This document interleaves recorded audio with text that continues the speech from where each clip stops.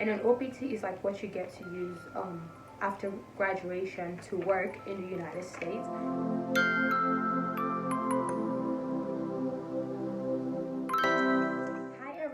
How you all doing? My name is Esther, in case you didn't know that. Thank you so much for coming around, and I'm just wishing you guys a happy new year. Today we're going to be talking about the form I-20. What exactly is the form I-20? Like, you know, what exactly are you supposed to do with it? Okay, so first of all, I'll just start with the whole process. You know, you've gotten admitted into your university of choice, you applied, you go accepted, and the first thing that usually happens is that you get an email that you've been accepted into the university, and so that's like the acceptance letter that you get via email. You have to then decide whether you want to accept the place or not. So if you're deciding that you want to move forward with the admission, depending on the school, usually you would probably know what you're supposed to do next, and they will tell you, you know. And so depending on the school, depending on what kind of admission you have, say for example, if you have if you're getting accepted into a program where you have to pay tuition, then the next step would probably be paying tuition or paying any other thing that you need to pay, probably like a percentage of it, or maybe full tuition depending on the school. But if you're doing a scholarship program, that also can determine what the next step is. So if, for example, you got accepted into Berea College, the next step in this case would be to pay your deposit. If you're applying to Berea, you already know about this. So you're going to pay your deposit, and they'll tell you about how to do that. They'll tell you the process, where to pay to, and all of that stuff. So you have to basically do everything that comes after getting accepted to be able to get your I-20. So the I-20 is basically a document that the school is giving you, and the school is basically saying that this student has done everything they need to do after admission so that they can move forward with the visa application process. So that's the F-1 visa application. So without the I-20, you cannot move forward to apply for your F-1 visa. The admission letter is not enough for you to apply for your F-1 visa. You also need to have your I-20, and so that's why it's really important. The I-20 is almost as important as your visa, because even after you get to the United States and all that, you always have to have your I-20 with you. So it's really, really important. So usually when you've done all the processes like paying the tuition or paying any fee that they need you to pay, and they send you the I-20, it's gonna come in with other documents like the hard copy admission letter. So not only do you get the one by email, they send you a hard copy admission letter, they send you your I-20, they send you any other document that they want you to have to prepare you for your arrival, such as like, you know, the academic calendar, the school's prospectus, and all of that. And usually this is an exciting step because you're not just seeing something on the internet, you're actually going to get a physical copy of everything in your physical mailing address. The I-20 is a document that when you get to the States, you know, like I mentioned before, that's really important. It's a document that you always need to have with you. So for example, if you're traveling, even if it's domestic traveling, you're encouraged to always take your I-20 with you because you never know the situation you're going to encounter. So I'm just going to show you guys. So usually you'll get your I-20. Basically, it's a paper document just like this. My camera is locked on autofocus, so it's not really showing this quite well, but it has this page, a second page, a third page, and then the back page is kind of like blank. So yeah, this is what it looks like. And usually, I don't know if now some schools email you the I-20. If your school wants to do by email for some reason that I'm not aware of, and the school is an accredited school, then you don't have to worry about that. So what next? Okay, so we're going to go over every section of the I-20. So the first thing that you're going to see on your I-20 is the service ID number. The service ID number is a number that helps you to pay your service fee before you apply for your visa. And the service fee is something that you get to understand later once you're in the process. It's different from the visa fee. It's just another type of fee that you pay. And then next, you're going to see your personal information, such as your name, your country information, date of birth, the school's admission number. If you have any admission number, you're going to have one there. Mine doesn't have any, but it's just information that the school's going to put there for you. Then next, you have the school's information.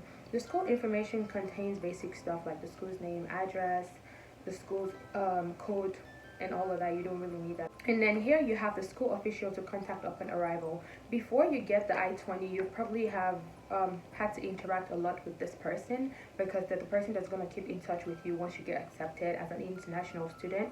Usually the person is your international student advisor, They also call this person the DSO. I can't remember what that means in full. I'm gonna look it up and put it down there, just in case you come in contact with that word, you know what it means, or like with that acronym, you know what that means. So you're going to have that official right there, and you can always get that information by the school's website, or like the school's, from emailing the person. You'll get their email or the phone number in case you ever have an emergency and you need to reach out to them.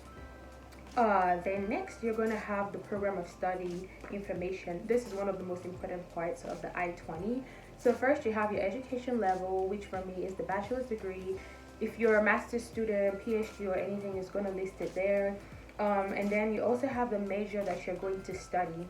For me, it says pre-veterinary studies, and so you can have any major here. Usually the major that you have here is the major that you listed during your application to the school. Now, you don't have to worry about this major being set in stone, because it's really not.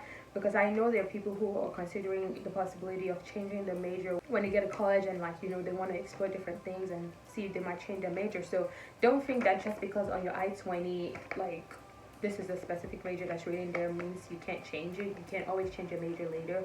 And the thing about the I-20 is that because it's so important, it's always updated. So when you change your major, or if you do change your major, you're going to get a new I-20. Your school is going to reach out to you. You're going to go get a new I-20 that has your most updated major on it. And also, if you move on to the next slide, you see the major 2, which means that you can actually have 2 majors, and you can even have up to 3 majors. So it can change anytime, and your I-20 is always going to have the most updated information. And then next, you have your program English proficiency information. For me, it says required, and then it goes on to say that the student is proficient. Here, I don't know if a person is going to do ESL, that's English as a Second Language Studies. If the person is going to do that, I think the information here will be slightly different. I've never seen an I-20 for that, so I'm not really sure what you're going to have there, but I'm sure it's going to say something about that, because this I-20 is something that your visa officer is going to work with, and so they're going to work with this, with the information on your I-20 to know your level of English proficiency. Then next, you're going to have your earliest admission date. The earliest admission date is the earliest day that you can be admitted into the United States under your F-1 visa.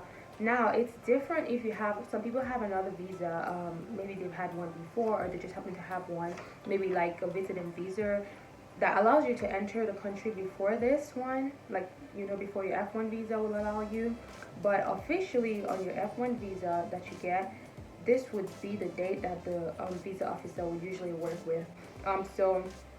Earliest admission date for me was the 12th of July 2018, and so you can travel anytime, usually around this time. And then next, we have the date for start of classes. Start of classes basically when your classes are going to start. Next, you have the program start date and then the program end date. You see that the program start date is different from the start of classes, and it's like, why? Well, that's because you're coming in earlier as an international student, because you're going to have orientation week. You're probably going to have a week or 2 depending on the school. So since you're going to have orientation week before classes start, they have an earlier program start date. And then the program end date is usually about 4 years, if you're doing a bachelor's program, 4 years from the program start date. And then next, another very important part on your I-20 is the financials. So if you look on the left side, it says estimated average cost for 9 months. It says tuition fees, it puts it there, total, and all of that. Now, in reality, for Berea College, this is how much I would pay if I was paying my fees myself, right? If I was paying, I would be paying this much.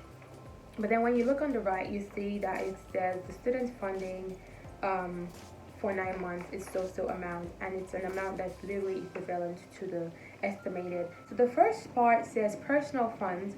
Personal funds here for me, I think, is actually money from the deposit that you pay as an international student at Berea College. And then you're also going to have scholarships, grants listed there. And then the next part here for Berea College is on-campus employment, and that's because you do get to work on campus as a Berea College student. And this money here is not money that they're just going to give to you when you come. It's just money that they've calculated that you're going to earn each year from working. And also this amount is not fixed. This is probably a minimum because usually you can work more hours than what's listed here, like during holidays and stuff like that. So this is not set in stone, but this is just what they're accounting for on the I-20. If you actually go down to the remarks and you see, it says the student is fully funded for 4 years of study.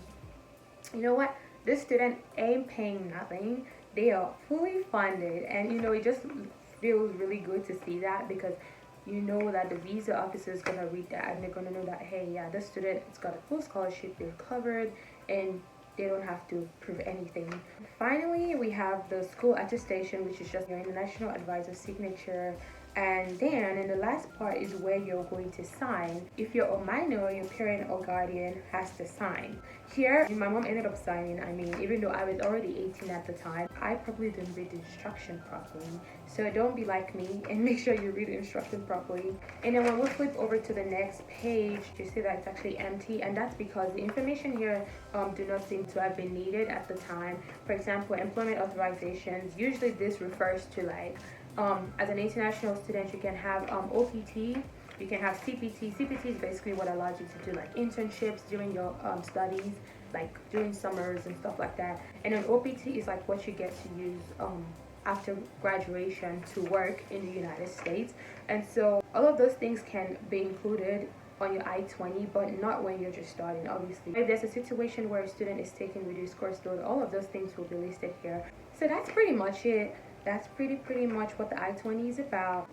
And if you go to the other page, there's another page here that I'm going to show you guys. This is just information that tells you everything you need to know about the I-20. This is something that you need to read. Like, it's not like, oh, I'll just leave it alone. No, you have to read it, because you're responsible for knowing the information that is listed here. If you do have any questions about it, and something that you think that you wanted to clarify from everything that I've said, please do not hesitate to ask me in the comment section. I'll be more than happy to answer your questions, and I will see you guys in my next video.